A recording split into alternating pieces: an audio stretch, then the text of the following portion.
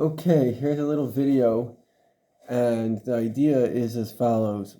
In life, we have effectively three possibilities. We can live in fantasy. Try to remember this, it's amazing. We can live, it's basically a very, very, probably the most important idea of Kabbalah, but translated into language that we understand. We can live in fantasy, we can live in fear, or we can live in faith and fortitude. So if you have fantasy and the nature of, I'm not trying to put anyone down in any way. They say if you're not a liberal by the time you're 20, you have no heart. If you're not a conservative by the time you're 30, you have no head, which is what happened to me. Because if society is good and there was a structure, they say hard times make strong people make good times make weak people make hard times. So if society is good and it's structured well, which many of us growing up in the West were fortunate to experience, so you don't have fear. And because you don't have fear, you have fantasy. The nature of a human being is fanciful. And part of that is really good because fantasy allows imagination, allows us to dream. Most major inventions are coming out of the West places. In fact, I met this guy whose job was, he was hired by some Asian company, but I'm not putting anyone down, but there are many countries that everybody's brought up in fear, like with strict control. And so they're just basically afraid of making a mistake. It's called perfectionism. So a perfectionist is not perfect. Nobody's perfect. It's the fear of being criticized. And it creates a kind of person which is very, I would say maybe Hitler was a bit of a perfectionist where everything has to be exact. And then a person can become very jealous of people that are living happy lives. And the jealousy creates rationalizations to murder to get rid of that person that's causing me this pain. So, excuse me, gotta take a drink here. So fantasy, in a sense, is a great blessing, but it's also a great curse. And its blessing is it allows us the ability to think. Its curse, I have a sister, very clever. She says that our strengths are our weaknesses. Whatever is your greatest strength is also your greatest weakness. Let's say somebody that's very clever, that may be his greatest strength, but it may be his greatest weakness too, that he's living in some kind of intellectual world. Right? So our strengths are our weaknesses. So the fantasy, which is a great strength, is also a great weakness that you're not living in reality in terms of what needs to happen. And, there are very few psychologists that I found speak truth. Studies show, in fact, that there's no form of psychology that actually matters. All that matters is the relationship and the respect accorded from the psychologist to the individual, which is basically any single person. As a friend of mine who trains psychologists around the world says, he calls it barefoot psychologists. We're all psychologists. Anybody that is nice and kind and respectful to another human being is giving them a sense of their value and dignity, and that is good enough. And anybody that's doing the reverse is obviously, like a bully. He's got some issues that he's trying to spread. So the bottom line is that the converse of fantasy, which takes safety to live in fantasy, is fear. And fear is a very real thing. I grew up in America and things were very safe where I grew up, thank God. And safety is not only physical safety is also emotional safety. Most of the fear that exists in the world is not physical fear, it's fear of being shamed, of being criticized, and people develop a certain kind of, like we said, perfectionism, and sometimes even narcissism, which is just a protection. No, I'm not bad, I'm really great. It's a protection of the ego. It sometimes gets out of hand because the person really thinks he's the greatest, because the ego, once you spark a desire in a person, it doesn't really have a great sense of stopping. Right? So an addict who's addicted to a substance, he doesn't know how to stop it. A person who, normally a healthy person, as the previous Rebbe said, that a person whose hand is hurting him, it's a sign there's something wrong with the hand. Your hand, you shouldn't be feeling your hand. A healthy body doesn't feel itself. It just whatever. The mind is active, maybe the emotions, but not the body. When you're feeling parts of your body, it's because it's hurting you. And so when we're feeling ourselves, and about life is about my identity and this and that.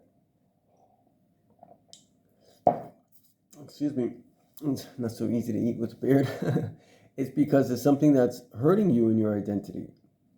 There's something that's, I went through a difficult period in my life. I look back and it was stupid, but at the end of the day, it's sometimes we hold people in high esteem, which we shouldn't, and those people can shame us. It was kind of, I'm a narcissist. And the bottom line is that, it affected me deeply, and it created a bit of narcissism in me because, I could just, obviously I was still a student of Jewish mysticism. I remember one of the rabbis teaching, and he was saying about, like, when we feel ourselves, there's a problem. I was like, there's a problem, because a lot of me was about me.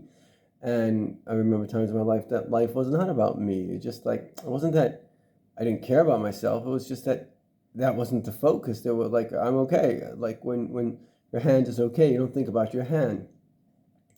So this is a big issue in reality, and I want to address this issue to help you, which is that if anybody ever shamed you, it's just because of jealousy. There's always a reason to all behavior, right? So if I go to my fridge, it's either because I'm hungry, or it's because I'm bored, or my wife asked me to get her something. There's always a reason to a behavior.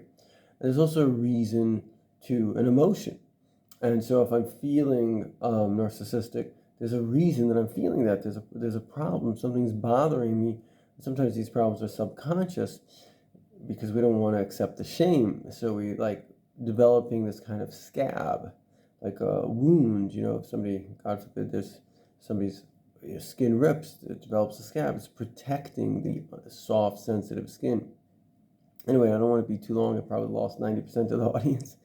But the bottom line is this, that we have another reality that a person can fall into, which is fear. And fear is not pleasant. I've been there for a while, and one of the things that really helped me was the teaching of Hasidus. If you could see the good in the bad will turn to good. Because fear basically always boils down to a sense of unsafety, right? So there's safety and there's unsafety. Or a fear of danger of some sort, whatever that fear might be. But it's not all bad. I was saying before, Jung, which was a very smart psychologist, he said there's no birth of consciousness except through pain. Like, how do you break out of your fantasy? And I could literally say, I remember a time in my life where literally, like, I could say, like my heart shattered, right? So imagine a mirror. It's a beautiful mirror and everything's beautiful. You've got your beautiful fantasy world. And it's not that you don't know what reality is. You may be very smart and you may be very aware, but you're just not that aware because you're not aware of the dark side of reality. And then somebody just shatters that mirror, shatters perhaps your self-perception, your perception of others, etc. And then you're like, you don't know who you are anymore. But then all those little shattered pieces, what you do is you start to build a new perception of reality, literally. And there are major studies, of course, in the U.S. Army. Post-traumatic stress is very, very dealt with. So there's a famous thing, post-traumatic stress disorder, but it's also they call it post-traumatic stress growth, because the funny thing about life is that everything comes from God. So the darkness is there for a greater light. So the darkness itself is only there because God wants you to go deeper. The only way you're going to abandon your fantasy is something bad has to shatter. It's like a rose. The only way the rose releases its scent is because the thorn picks it. And so the rose doesn't like to be torn, but that releases its very essence, like an olive. It only gives out its best thing, the olive oil, when it's crushed. So also we only begin to see life in a new way when when our previous way of seeing life ends. And then eventually we get to the point of infinity. The point of infinity, which we can call Das, is the point in which we're always learning, we're always growing. God is always teaching us new things. And so I'll just conclude with the fact that I hope that you're in the point of infinity. If you're in the point of fantasy, don't think that you know everything. You don't. If you're in the point of fear, don't think that everybody is evil. It's not true. Most people are kind-hearted, and even people wish that they didn't have this fear, which is creating their jealousy. By nature, people are social creatures. It's just that somebody has hurt them and they're afraid. And so once we understand this, and we can even feel compassion, because compassion takes away anger, And if you don't have anger, you basically won the battle, because anybody that's living with anger, as I once asked a psychologist in a lecture, because I wanted to bring out a point, he said, what's the result of holding on to anger? So he says, like taking poison and waiting for your enemy to die. So, anger is like a little bit of poison in the heart soup. The heart has different emotions, but anger is just going to completely make a loving heart go into a hating heart, and that's a terrible state to be in. So I want to bless you. You should have the knowledge that you are an infinite being, part of the infinity of God. You should celebrate together with God for infinity, celebrate the world that he made, a world, and ultimately it boils down to this, which is, are we here to take or are we here to give? Because if you're here to take, it will never be enough. But if you're here to give, it will always be more than enough. Good luck.